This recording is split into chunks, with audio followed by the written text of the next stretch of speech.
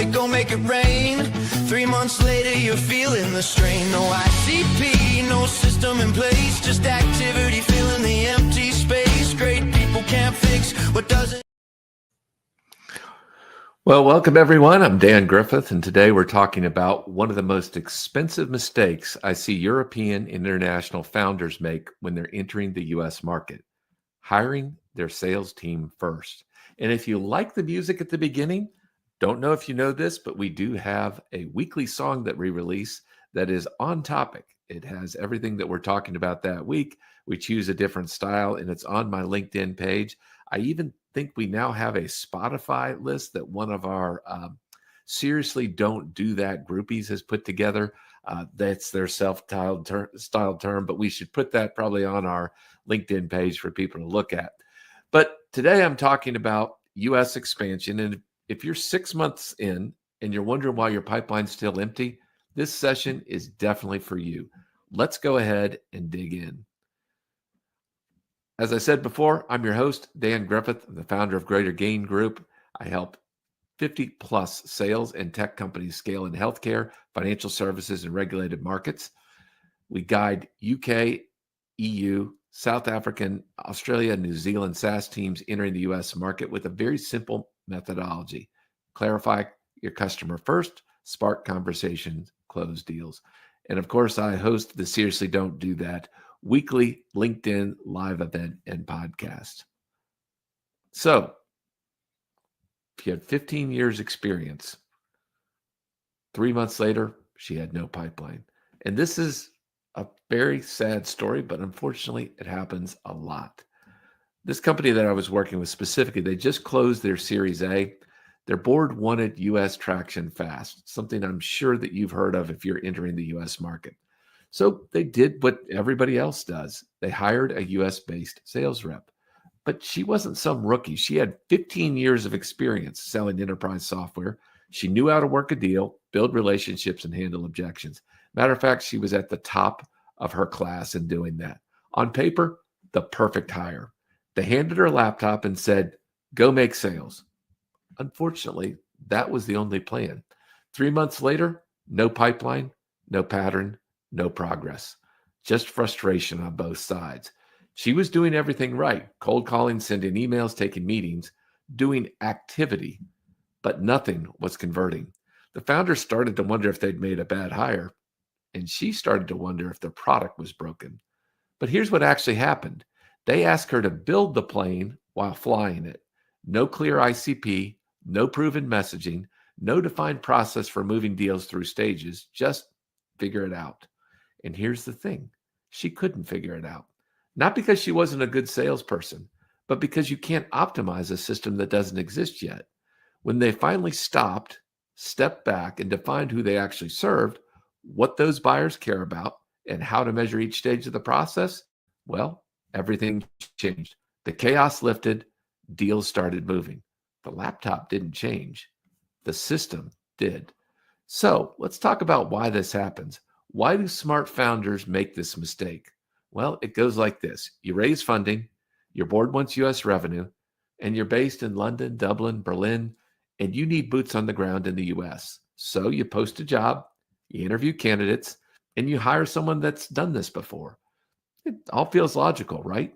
Hire fast, get someone selling, build momentum. But here's the hidden assumption. Good reps will figure it out. And that assumption is absolutely killing your US market entry before it starts. Because what you're doing is asking a talented salesperson to reverse engineer your go-to-market strategy while also trying to hit their quota.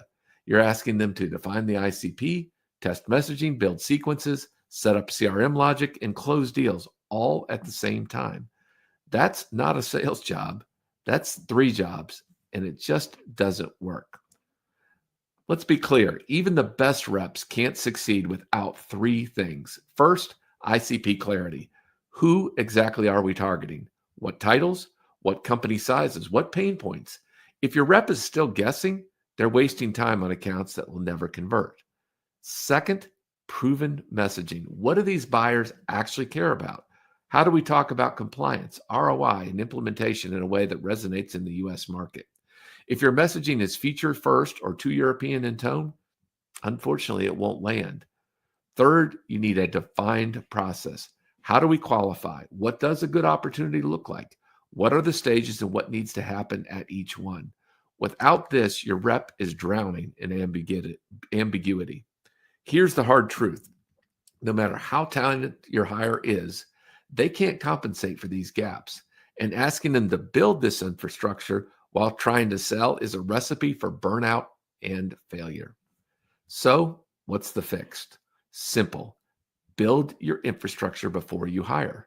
Foundation 1, ICP clarity and account mapping. Know exactly who you are going to target. Have a list of 50 to 100 qualified accounts mapped and ready. Understand the buyer roles, the decision process, and the triggers that make them buy. Foundation 2, outreach sequences and messaging frameworks. Build your email sequences, your LinkedIn messaging, your follow-up cadences. Test the language. Make sure it's compliance aware and speaks to buyers and their teams. Foundation 3, CRM structure with stage definitions. Set up your pipeline stages with clear entry and exit criteria. Define what, quote, qualified, end quote, means.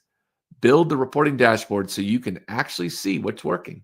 When you have these 3 things in place, then you hire, not before. And when you hire, that new rep walks into a system that they can execute, not a blank page they have to author.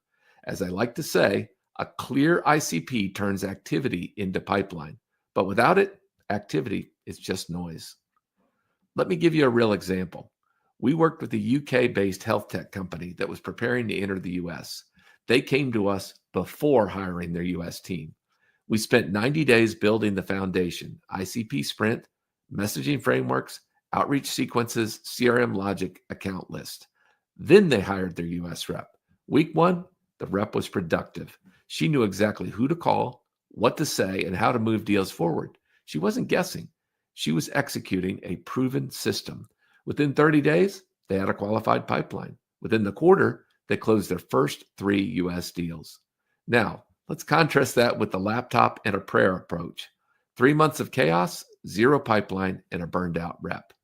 The difference? Infrastructure first, headcount second.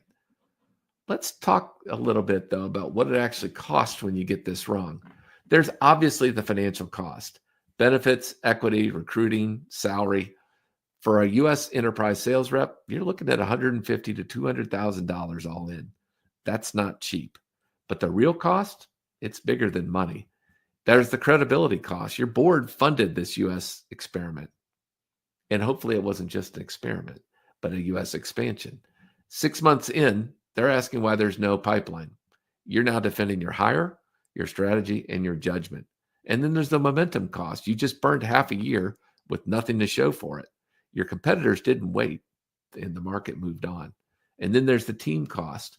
You brought on a talented rep, set them up to fail, and now they're frustrated or gone. That's not just a hiring mistake, it's a culture problem. Here's the stat I want you to remember. Hiring before clarity multiplies mistakes, not momentum. If you hire first, every misstep gets amplified. Every unclear message, every bad fit prospect, every misaligned process, it all gets repeated at scale.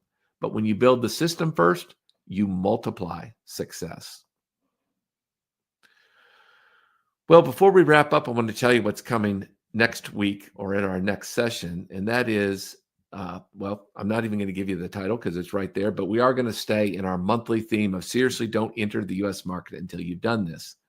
And next week, we're going to talk about who really signs the check. So if you're a health tech founder in the U.S. or entering the U.S. market, this one is for you. And we'll break it down, as always, step by step. So let's bring it home. If you're planning to enter the U.S. market, here's what you need to remember. Don't hire your sales team first. Build your foundation first. Get your ICP clear, build your messaging, set up your CRM and process. Create a system that works. Then hire your team to execute the system. Because good reps amplify what's already working. They can't create something out of nothing. So here is your next step. If you're planning U.S. market entry and you want to make sure you get this right, book a discovery call with me. We'll map out your ICP, your messaging, your go-to-market plan before you even hire a single rep. The link is on your screen. Would love to have you book some time. Remember, Build the foundation first, then bring in the team. Thanks for joining me. See you next week. The noise, the steam build first. I a second every day.